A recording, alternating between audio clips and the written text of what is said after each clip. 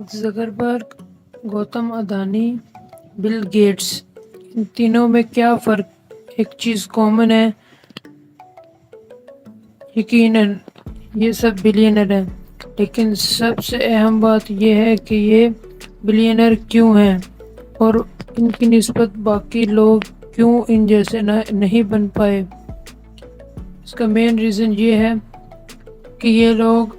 انہوں نے اپنے آپ کو ایک ٹریپ سے بچا لیا ہے، اپنے آپ کو اس ٹریپ پہ نہیں پھنسنے دیا۔ اسی وجہ سے آج وہ ایک سکسیسفل بزنس مین بن چکے اور دنیا کے امیر ترین انسانوں میں ٹاپ 10 میں شامل ہوتے ہیں۔ یہ پوری دنیا میں اپنے ڈومیننس دکھا رہے ہیں، یہ پوری دنیا کے سسٹم میں یہ اپنے ڈومیننس ہے، یہ انہیں ڈومیننٹ سسٹم کو ڈومیننسی دکھا رہے ہیں۔ یہ کس وجہ سے ہے؟ اور اس کے علاوہ دوسری طرف یہ ہے کہ آپ جو کہ ابھی یقیناً کالج یا اسکول میں پڑھ رہے ہوں گے، اپنی اسائنمنٹ وغیرہ دے رہے ہوں گے یا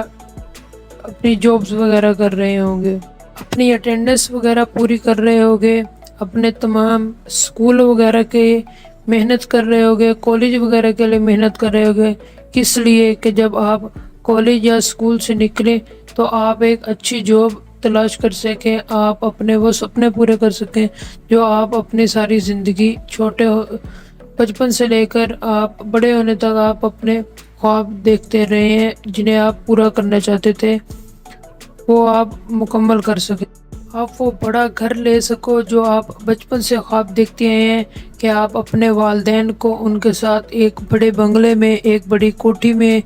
ان کے ساتھ ایک خوشحال زندگی مہیا کریں گے، اپنے بچوں کو وہ ماحول دیں گے جو آپ نہیں دے پائے، جو آپ محرومی کا شکار رہے، آپ وہ تمام چیزیں اپنے بچوں کو دے پائے۔ ریالٹی اس کے بالکل مختلف ہے۔ اس کے لیے آپ کے سامنے یہ کلپ ہوگا، آپ یہ پہلے یہ کلپ دیکھیں۔ آپ 15 سال محنت کرتے ہو، اپنی ڈگری کمپلیٹ کرتے ہو، اس خواہش میں کہ آپ وہ جو تمام آپ نے خواب دیکھے ہیں آپ ان کو پورا کرو گے، آپ اس کے لیے اپنے وہ اسٹرگل کرتے ہو، آپ 15 سال دھکے کھاتے ہو کہ آپ اسکول اچھی کارکردگی کے باوجود آپ وہ والے کالج وغیرہ میں نہیں جا سکتے کیونکہ امیروں کے بچے وہاں پر پہلے سے ہی اپنی سیٹ وغیرہ بکنگ کر کے بیٹھے ہیں۔ اس کے علاوہ آپ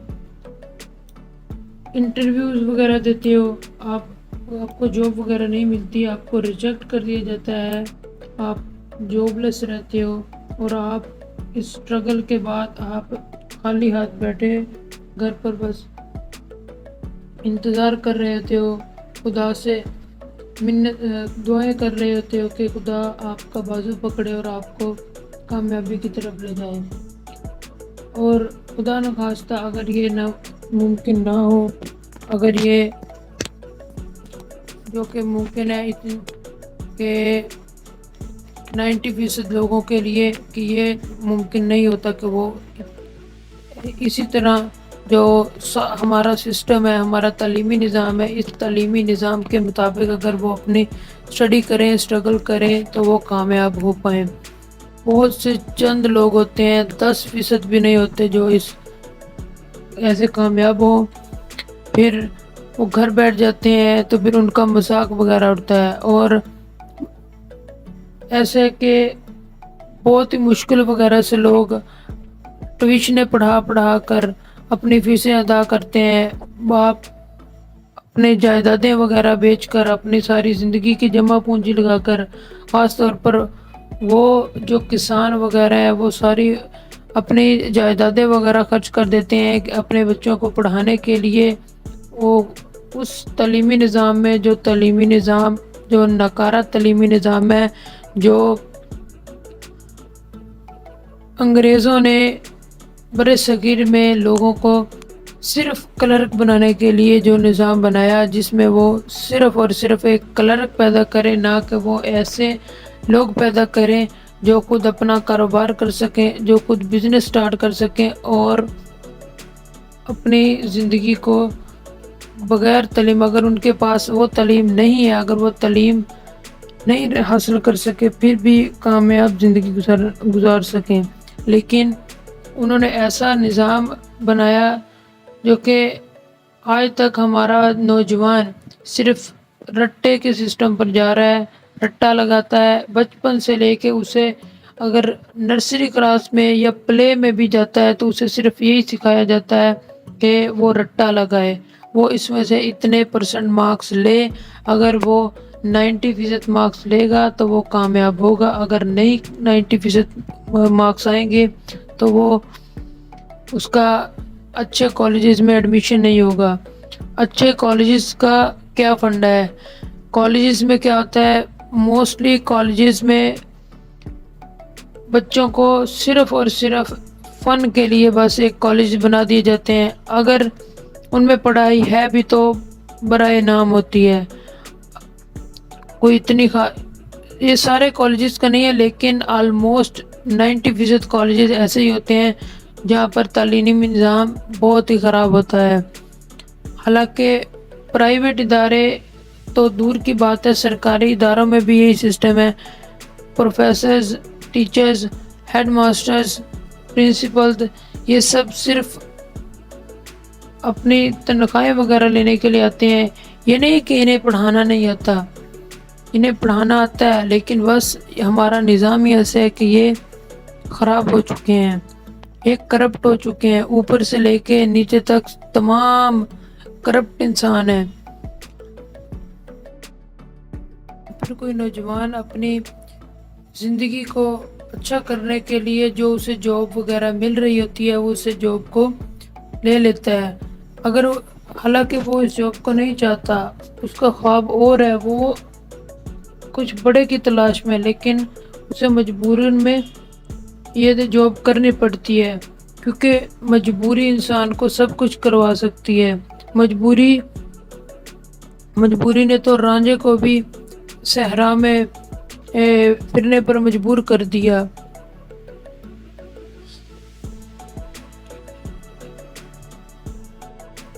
آپ پھر اس جاب کو سٹارٹ کر دیتے ہیں، پھر وہی 9 سے لے کر 5 تک 9 to 5 وہی والی زندگی، آپ آفس میں جائیں، آفس میں 9 سے لے کر 5 تک آپ وہی کام کریں اور پھر گھر آ جائیں۔